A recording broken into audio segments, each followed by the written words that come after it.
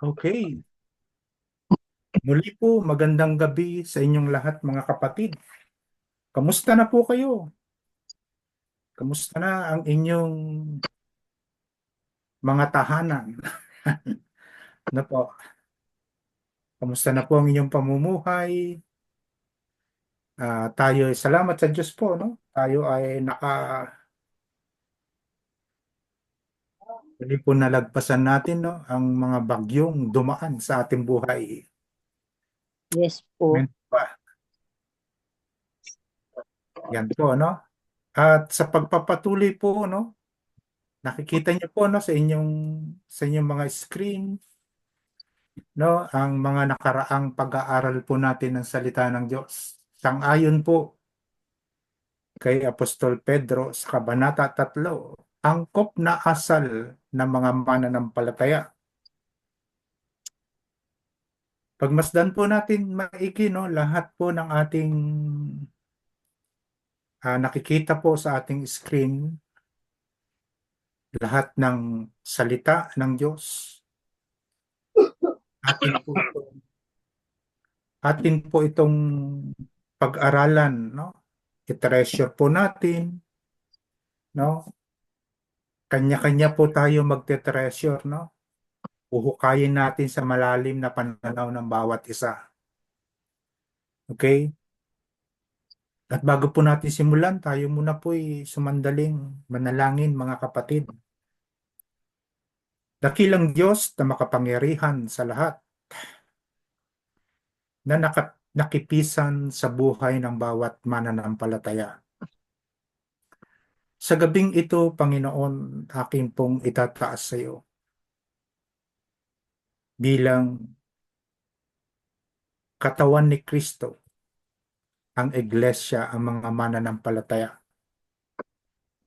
Ang COG Bacoor, Amang Banal, idinadalangin ko po na pakabanalin mo po kami sa pamamagitan ng iyong mga salita, sapagkat ang salita mo po'y katotohanan. Ama, dalangin ko po sa iyo sa oras na ito, anuman po ang maaari naming nagawa, naisip, na salita, na mga bagay na hindi nakakalugod sa iyo. At ito po'y nagsilbing kahinaan, pagkakamali, at nagsilbing kasalanan. Patawarin mo po kami, Panginoon. Di man namin sinasadya o maaaring sinadya ng isang taong nagkasala. Hinihingi po namin ang kapatawaran. Aming Diyos, pakalinisin mo po kami upang kami maging karapat-dapat na pagharian mo, o banal na Espiritu ng Diyos. Salamat po, Panginoon, at dalangin namin, ikaw po ang aming maging tagapagturo. Ikaw ang aming master. Ikaw ang aming guro. Ikaw ang aming shepherd na nagsisilbing gabay namin kapag kami lumilihis ng landas, muli mo kaming ibinabalik sa tamang landas, sang-ayon sa iyong kalooban, Ama. Kapag kami nagkakamali, itinutuwid mo kami. Dinidisiplina mo kami. Sinusupil mo kami, Panginoon. Sapagkat ikaw, Panginoon, ang Diyos na makapangyarihan sa lahat. Upang pagdating ng takdang panahon, na masalamin namin, mabago namin, at makita namin na kami po ay iyong itinutuwid. Kapag dumating ang takdang panahon na kami binago mo na ng lubusan sang-ayon sa iyong kalooban, Ama, at handa na kaming humarap para sa iyo, masumpungan mo ang bawat isa sa amin na walang kapintasan. Hallelujah, Lord. Kaya po, Panginoon, sa oras na ito, habang dumadaan kami, pinabago mo ang aming mga buhay upang ang mga kapintasan at kahinaan namin ay mawala na sa iyong paningin, Ama. Maging bagong tao kami, Panginoon. Kaya po ang mga pagtuturong ito, Ama, hinihiling po namin sa pamamagitan ng iyong kaisa-isang bugtong na anak na si Jesucristo, ang Espiritu Santo po ang magpaunawa sa amin ng lahat ng ito. Maraming marami pong salamat. Ibinabalik po namin sa iyo ang lahat ng kapurihan, kaluwalhatian, kadakilahan, at karangalan magpakailanman. Amen and amen. Angkop na asal na mga mananampalataya. Alam niyo po, ang Diyos, no? Mga kapatid, gusto niya na walang pagkukulang sa kanyang mga anak. Lahat gusto niya na ituro sa atin, maging sa ating pamumuhay, no? No? Habang tayo'y pamilya ng Diyos, no? Habang tayo'y mga anak ng Diyos, gusto niya na walang pagkukulang. Sapat-sapat ang nais ng Diyos sa buhay ng mga mananampalataya sa kanyang mga anak. Lahat po, no, concern ang Diyos sa atin. Maging sa ating kinakain, concern ng Diyos. Maging sa ating pananamit, concern ng Diyos. Maging sa ating isip, sa puso, concern ng Diyos. Kaya po tunay na babaguhin tayo ng Diyos. No? Dumadaan po tayo dyan, no? Sa haba na ng panahon, makikita niyo po. Wala pong putol ang pangangaral po ng salita ng Diyos. Sa panahon noon ni Noah at sa panahon po, dumaan ang panahon nila Peter, John, no? Sa panahon ni Pablo, hanggang sa ngayon. Ayo. May nakabukas pong ano, no? Mute lang po, no? Mga kapatid. Okay? Angkop na asal, concern ng Diyos sa ating good moral conduct. Ang galing po, ang galing ng Diyos, ha? Talaga pong gusto niya walang kapintasan ng buhay ng mga mananampalataya. Pag binasa po natin to, no, from verse 1 to 22, nabasa na po natin, no? Lulundag na po tayo. No, sa tinalakay natin, itinuro ni Pedro ang tamang pag-uugali ng mga mananampalataya bilang kanyang mga anak na naliwanagan. Tayo po yun, ha? Na naliwanagan ng salita ng Diyos upang pagdating ng takdang panahon, nahaharap tayo sa Diyos. Na po, mapapatunayan po natin kung sino ang humubog sa atin. Hindi ang sarili nating kakayanan, kung hindi ang salita ng Diyos ang humubog sa ating pagkatao. Okay, ayan po yan mga tamang asal, no? At ito po, no, sundan nyo lang po ako, no? Napakaganda po ng talakayan nyo kanina, no? Pampira. Ano po, talagang kailangan natin maging mapagpasensya. Mahinahon tayo na po. Mahinahon tayo magsasalita. Alam niyo po, yung tunay pong may pag-ibig sa puso ang isang tao, ang daming nagagamot na anumang kasalanan na maaari po natin ma-encounter sa buhay natin bilang mga mananampalataya. Ang dami pong ginagamot na may pusong tunay na pag-ibig. Okay, basahin po natin to, ha. Yan. Yan tayo po tumigil, no? Katungkulan po, tungkulin ng lahat. Pag binasa niyo po yan, no? Ito po yung instruction ng Diyos. Mamuhay bilang magkakapatid, ha? Tignan niyo po ang buhay natin. Tignan niyo po ang church. Sa totoo lang po, hindi naman tayo magkakakilala eh. Magkakaiba tayo ng buhay. Magkakaiba tayo ng lengguwahe, di ba ba? Merong Tagalog, merong Ilocano, Kapampangan, may Bisaya. Ano po, iba-iba tayo eh. Pero tignan niyo po bilang mga mananampalataya, bilang katawan ni Kristo. Ang sabi po ng sumulat sa Saint Peter, mamuhay bilang magkakapatid. In verse 8, sa madaling salita, binibigkis niya po tayo, ha, mga kapatid. Ayaw niya sabog. Ayaw niya nakakalat ang bawat Kristiyano.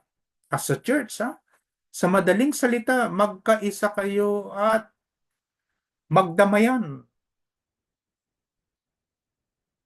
Tingnan po natin yung magandang asal. I-apply po natin, no? Magdamayan, magmahalan, bilang magkakapatid. Binipikis po tayo, no? Ng Diyos, ng salita ng Diyos.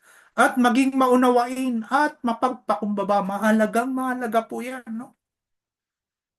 Mapagpakumbaba. Alam niyo po, nung naglalakbay po, no, sa Exodus po, naglalakbay ang bayang Israel po, no? Ang mga Israelita, no? Tinuruan po sila sa loob ng mahabang panahon kung papaano magpakumbaba.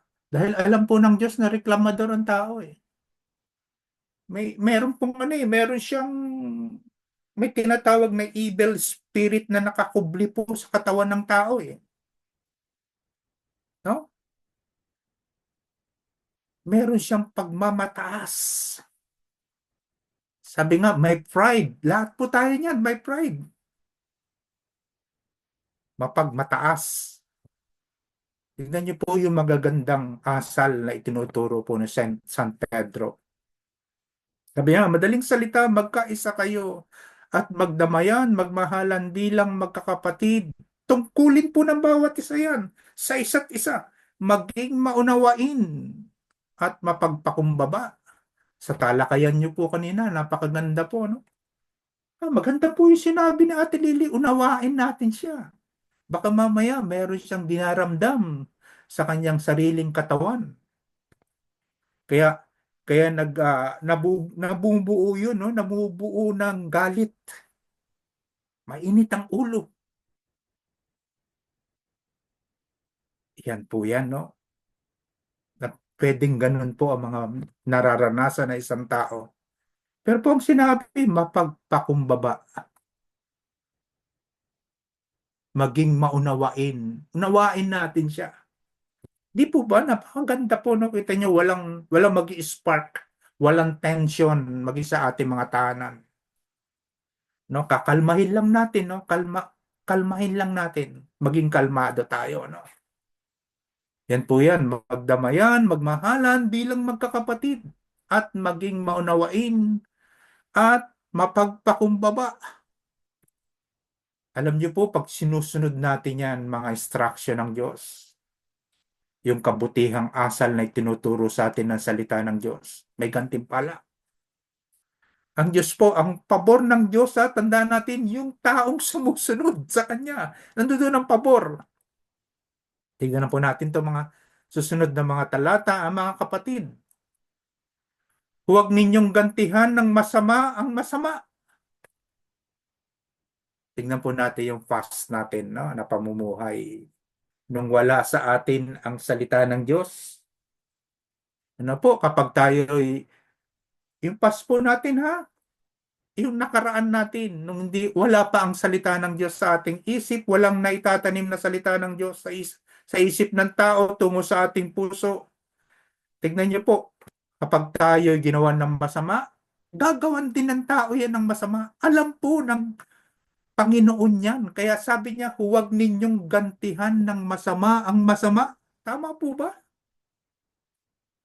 Huwag ninyong sumpain ang sumusumpa sa inyo. Sa halip, pagpalain ninyo sila dahil pinili kayo ng Diyos. Mga mananampalataya, pinili kayo ng Diyos upang tumanggap ng pagpapala ng Diyos.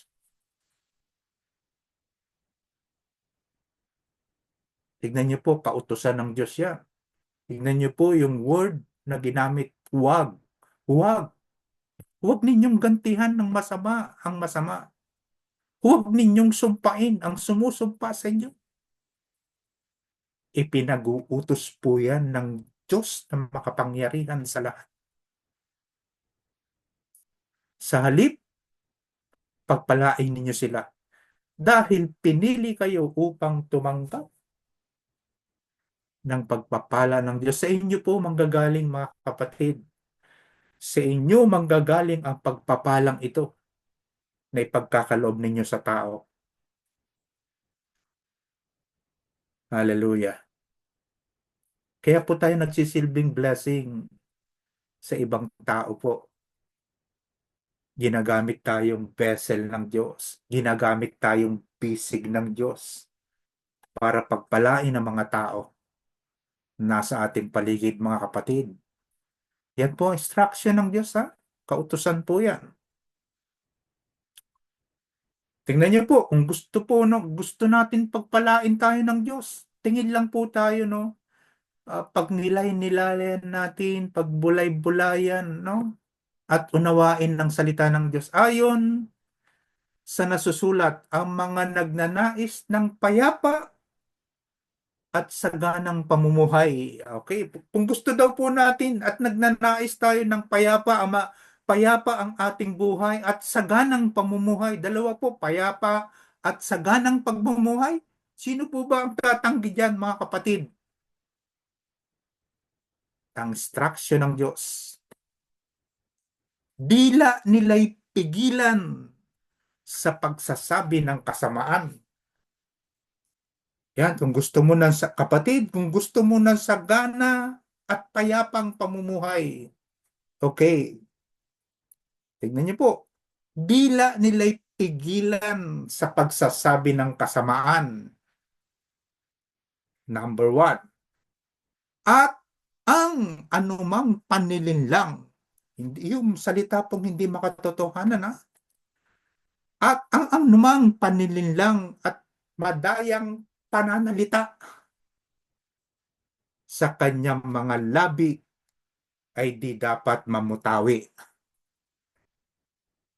Mga kapatid, kapag yan ay sinunod ng mga mananampalataya, kung nagnanais ka ng payapa at saganang pamumuhay, rendahan mo ang iyong dila, ang iyong labi. Nakikita niyo po yung kabayo, no? Pag tinanggal mo yung yung tali na nandito po sa may ilong niya, no? Na inahatak ng kanan. Kung gusto mo siyang tumakbo ng kanan, yung sinasakyan mong kabayo, batakin mo yung kanan. At sigurado po, magmamaniobra siya, papunta siya ng kanan. Pag gusto mong kumaliwa, atakin mo yung renda. Kailangan po, nire-rendahan natin, mga kapatid. Kasi minsan po nakakalimutan eh. Nakakalimutan ng tao yung salita ng Diyos. Yung mga ipinag-uutos ng Diyos, no? Para maging mabuti tayong mamamayan ng Diyos. Yan po, no? Kung sino man ang nagnanais ng payapa at saganang pamuhay, dila niya pigilan sa pagsasabi ng kasamaan ang anumang panlilinlang at madayang pananalita sa kanyang mga labi ay di dapat mamutawi. Tuloy lang po tayo, mga kapatid, no? Focus po, ha? Focus lang po kayo, no? Then, obey and follow. Hindi na natin pong kailangan pong mag-preach ng pagpalain tayo ng Diyos. Ang itinuturo po, no, ng salita ng Diyos, sundin natin ang batas, instruction, at mga kautusan ng Diyos. At sigurado po pagpapalain tayo ng Diyos, mga kapatid. Next. Ang masamay iwasan. Ang masamay iwasan na. Po, pag narinig niyo po, no? Ang masamay iwasan na. Ngayon na. At ang gawin ay ang tama. At ang laging pagsikapan ay buhay na mapayapa. Amen po ba tayo dyan, mga kapatid? Nandyan po ba kayo? Say Amen. amen po. Oh, amen. Amen Thank po. you. Thank you, kapatid, ha? Tingnan niyo po lahat ang magagandang asal na tinuturo ni St. Pedro para sa mga mananampalataya. Alam niyo naman po ang buhay ng mga mananampalataya, paikit-ikit po yan sa mundo. Kung saan-saan nagsusuot. Kung saan-saan nagpupunta, malaya po sila eh. Pero walang pagkukulang po ang salita ng Diyos. Kahit magpunta ka pa, paikot-ikot ka kung saan-saan lugar. Huwag mong kalilimutan ang salita ng Diyos. Ang masama ay iwasan na at ang gawin ay ang tama at ang laging pagsikapan ay buhay na mapayapa. Kapag wala ang salita ng Diyos, mga kapatid, sa isang tao, walang salita ng Diyos. Wala sa isip, wala sa puso, walang naririnig. Kapatid, ang buhay niya napakagulo. Walang direksyon. Kung ano ang gusto siya niyang gagawin. Walang nagsisilbing pastol sa kanyang buhay, mga kapatid. Ang mga mata, tignan niyo po, pagmasdan niyo po ang Diyos, ha? Hindi tulog ang Diyos. Tingnan niyo po ang salita ng Diyos. Ang mga mata ng Panginoon. Tignan niyo po ang Diyos, 24/7 nakatingin sa iyo yan. Kung ikaw ay matuwid na tao. Ang mga mata ng Panginoon sa matuwid na katuon. Patutok po siya. Nakikita niyo po yung Hebrew 12, yung tinalakay natin, no? Saksi ang Diyos. Una, ang Diyos ang nananatiling saksi sa ating mga mananampalataya. Napakaraming mata po. Pinakita po doon, ha? Na po, huwag niyo pong kalilimutan yan. Doon tayo nagsimula po, no? Sa aklat ng Hebreo. Okay, ang mga mata ng Panginoon sa matuwid nakatuon sa kanilang panalangin. May sayang po ba? Kapag nananalangin na ang matuwid na tao na may mga pananampalataya? Yes. Ibinilang na matuwid ang tao. Sabi po yan, no, sa Hebreo po. Ibinilang na matuwid ang isang tao sa pamamagitan ng kanilang pananampalataya. Ang kanilang panalangin ay kanyang pinakikinggan. Wow. Thank you, Lord. Ha? Thank you po sa mga panalangin po namin. Pinapakinggan mo, Panginoon. Hallelujah. Ngunit ang masasama ay kanyang sinasalungat. Anong pipiliin po natin? Maging matuwid ba o masama ang ating pamumuhay? Siyempre, ang favor ng Diyos nasa matuwid na pamumuhay. Kaya niya ibinilang na matuwid dahil sa pananampalataya ang isang tao. Hallelujah. Tuloy po, mga kapatid. At sino naman ang gagawa sa inyo ng masama? Kung masigasig kayo sa paggawa ng mabuti. Gagawan ka ba ng iyong kapwa? Kung mabuti naman ang iyong ginagawa? Hindi po, alam ng Diyos po lahat ang maaaring mangyari sa ating buhay. Basta stand lang tayo tayo sa kabutihan. Tayuan natin. Sino man magalit sa atin, nakatayo ka pa rin sa mabuting ginagawa mo, kapatid. At sakali mang usigin kayo dahil sa pagsunod.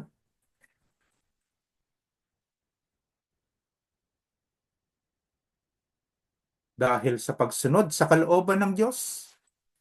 Tingnan niyo po, usigin man tayo. Ano po ang ano po ang favor ng Diyos sa mga taong sumusunod sa kalooban niya? Usigin man tayo, pinagpala kayo. Huwag kayong matakot sa kanila at huwag kayong mabagabag.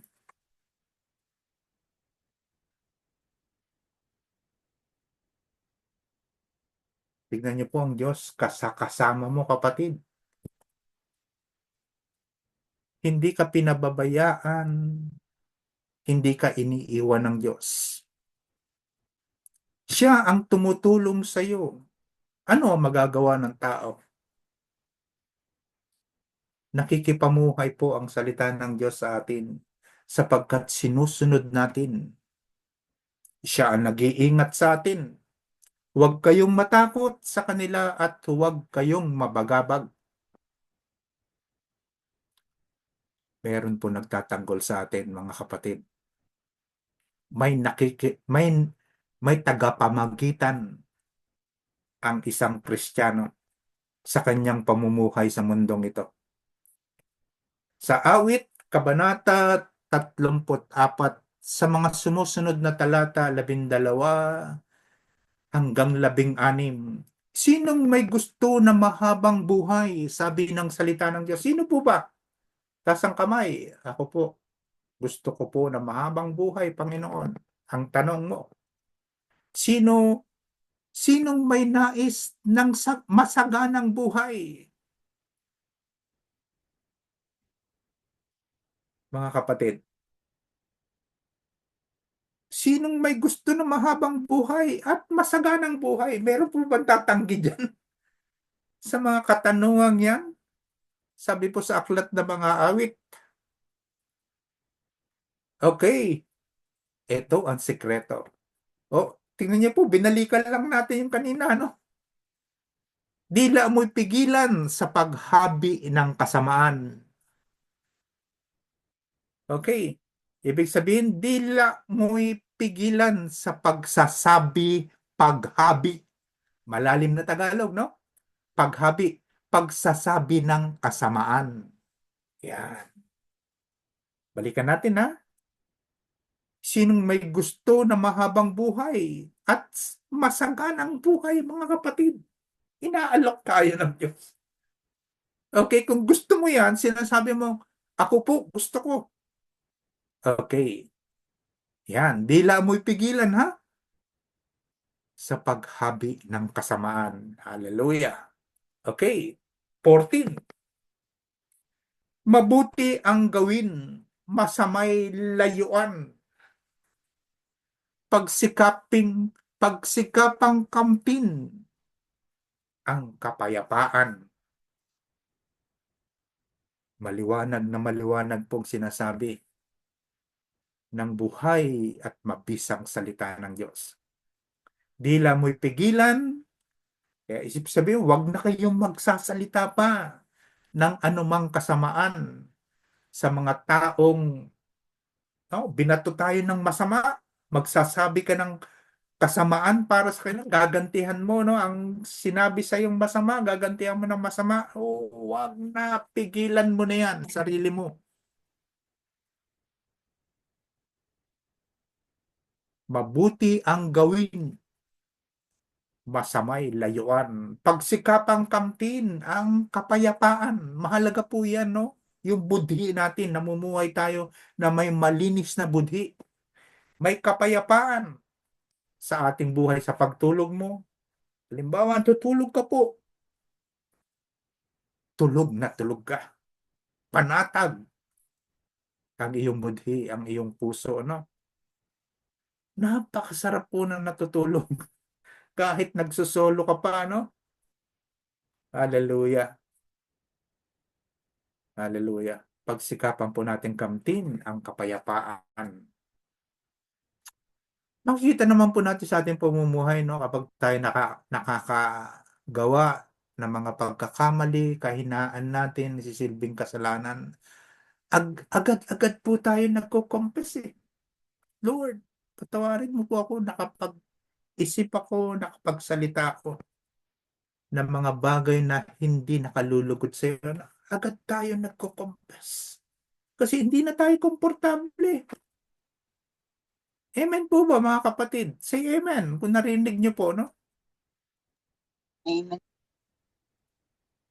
Mga kapatid, napakaganda pong sandata at kasuotan ng salita ng Diyos. Hallelujah. Tuloy po tayo.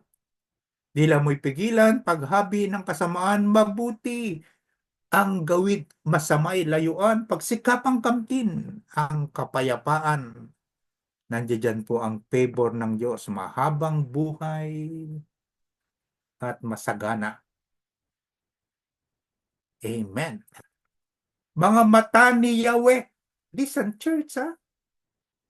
Bata, matanda, no? Saan man tayo naroon, mga mata ni Yahweh sa matuwid na katuon. Nakapokus po siya sa atin, no?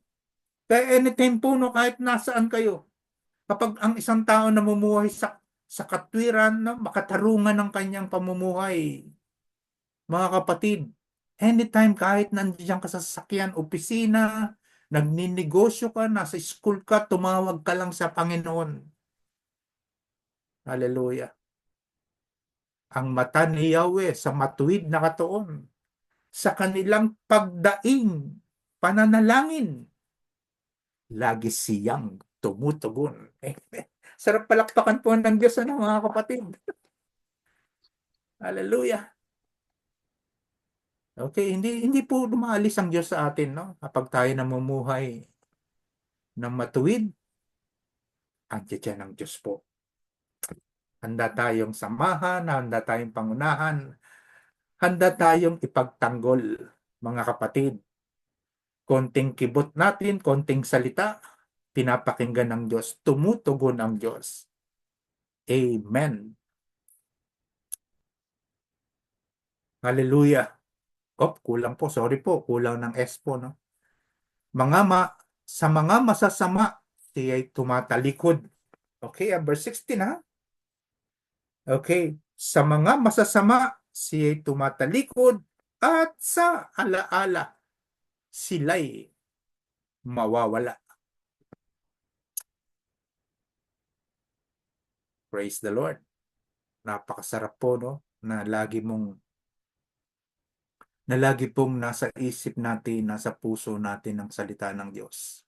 Yun po yung pinangahawakan natin sa buhay natin bilang mga mananampalataya. Na ang Diyos ang kumakatagpo sa lahat ng ating mga panalangin. Hallelujah, Lord. Okay. In verse 15, sabi po dito, no? Igalang ninyo si Kristo bilang Panginoon. Tuloy lang po tayo, no, sa pagbabasa po ng sulat ni Pedro. Igalang ninyo si Kristo mula sa inyong puso bilang Panginoon. Lagi kayong maging handa sumagot sa sino mang humihingi ng paliwanag sa inyo tungkol sa pag-asang nasa inyo. Mahalaga po na, mga kapatid, na naunawaan natin ang salita ng Diyos. At kung sakali man po na dumating ang takdang oras na may magtanong sa atin ng tungkol sa pag-asa ng mga mananampalataya, handa tayong magpaliwanag sa kanila. Kaya po kailangan, mga kapatid kong minamahal, babad po tayo, nakapokus tayo lagi sa salita ng Diyos. Kaya po sinabi niya sa Hebrew, no? Let focus on Jesus, the author and the finisher of our faith. Ibig sabihin po, ang mata natin laging babad sa pag-aaral, pagbabasa ng salita ng Diyos. Para po yung, halimbawa, tayo po, no, nung hindi pa natin kakilala ang Diyos, tayo yung mga matatalinong tao, no? At nang inyo pong marinig at isabuhay ang salita ng Diyos, mas lalo kayong tatalino. Sapagkat alam niyo po yung nakaraang yung nakaraang buhay ninyo at yung bagong buhay ninyo. Mga kapatid, mahalaga po ang salita ng Diyos para sa mga mananampalataya. Okay, laging handa na ipagtanggol ang inyong pananampalataya. Verse 16 and 17. Atin pong basahin. Ngunit gawin ninyo ito ng mahinahon at may paggalang. Okay, tingnan niyo po, no? Tingnan niyo, suriin niyo po ang salita ng Diyos, mga kapatid.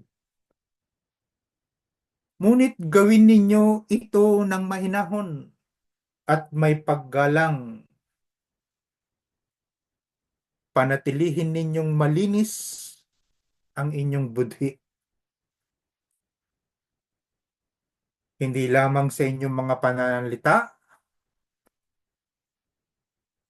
at maging sa inyong mga ginagawa. Bagkus, tingnan niyo po ang concern ni Peter sa mga mananampalataya, ang budhi ninyo. Ulitin ko po, ngunit gawin ninyo ito ng mahinahon at may paggalang.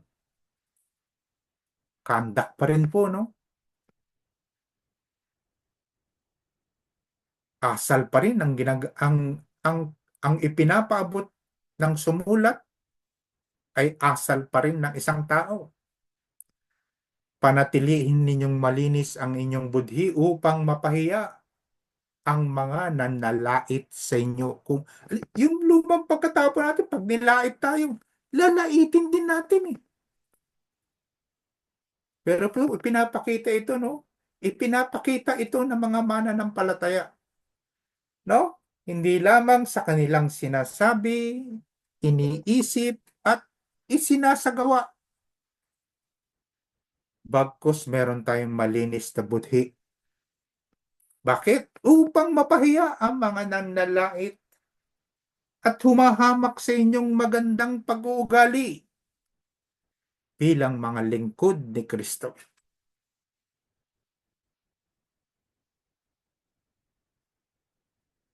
Mga kapatid, tunay na binabago tayo ng Diyos. At lahat naman po, siya lamang ang may karapatan na baguhin ang buhay natin. Kung tayo lang po, no, bilang isang tao, gusto natin baguhin ang ating buhay, hindi po mangyayari, mga kapatid. Ang tangi lang pong maaaring magbago ng buhay ng isang tao at maging ang ating budhi na nakapaloob po dun sa puso ng tao. Tinitignan niya po ang puso eh. Ang Diyos lang po ang maaaring magbago niyan, mga kapatid, sa isip, maging sa ating mga sinasabi, sinasalita, at sa lahat ng ating ginagawa. Mga kapatid, ang Diyos lamang ang babago ng ating buhay. Hindi po ang mga pastor o mga leader ng church. Instrumento lang po tayo, mga kapatid. Pinadadaan lang ng Diyos sa ating mga labi ang kanyang salita. Hallelujah. Higit na mainam ang kayo'y magdusa. Bakit? Mas maganda na po yung magdusa dahil sa paggawa ng mabuti.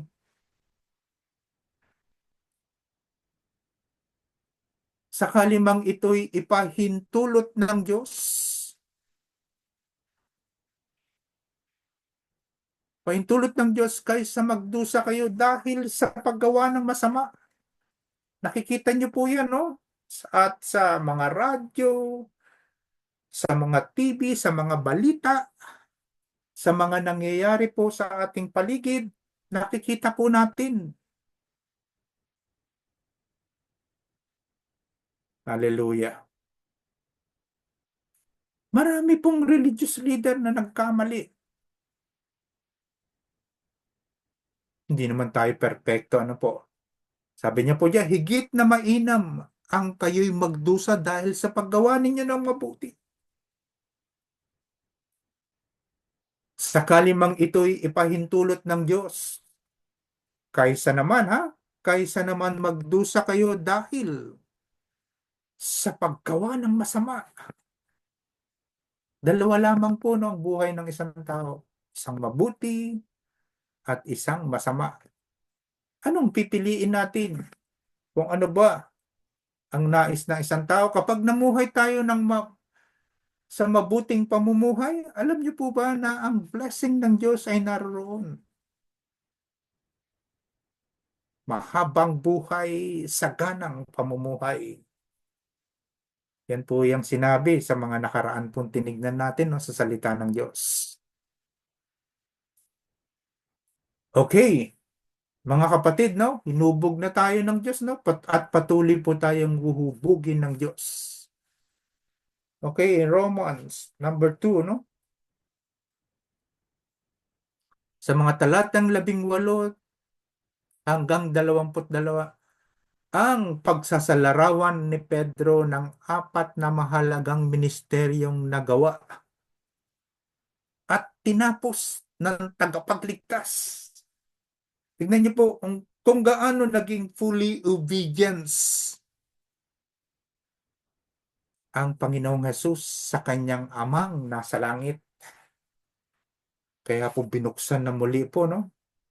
Na walang pagbabagong pahayag ni St. Peter po sa mga mananampalataya. Ang pagsasalarawan ni Pedro ng 4 na mahalagang ministeryong nagawa at tinapos ng tagapagligtas. Sa mga talata pong ito, ating pong basahin. Ang kanyang pagkamatay. Hallelujah. Tandaan po natin, no? Muli natin pong alalahanin, no? Ang pagkamatay po ni Kristo, mga kapatid.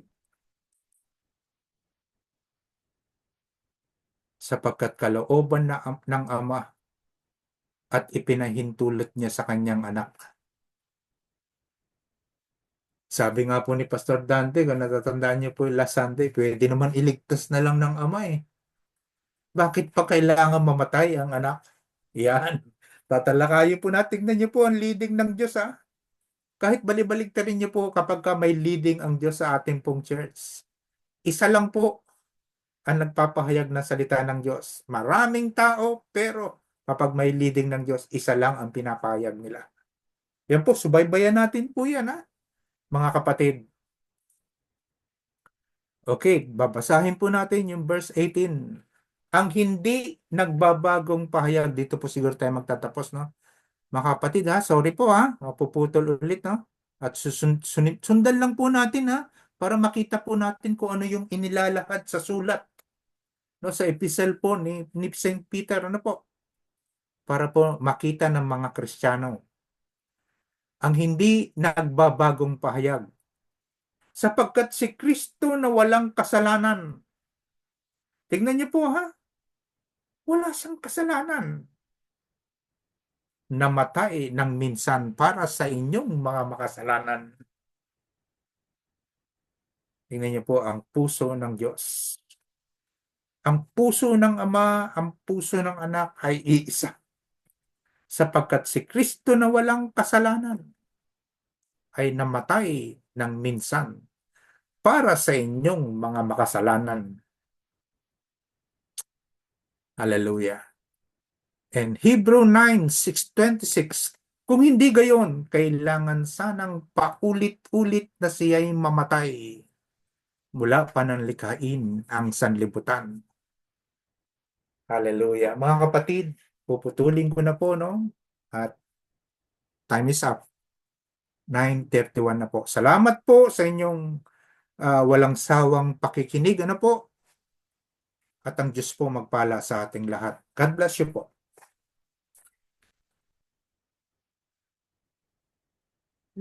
Hello po, good evening po. Naririnig po ako. Loud and clear. Sige po, thank you po. Tayo po ay manalangin sa ating pagtatapos.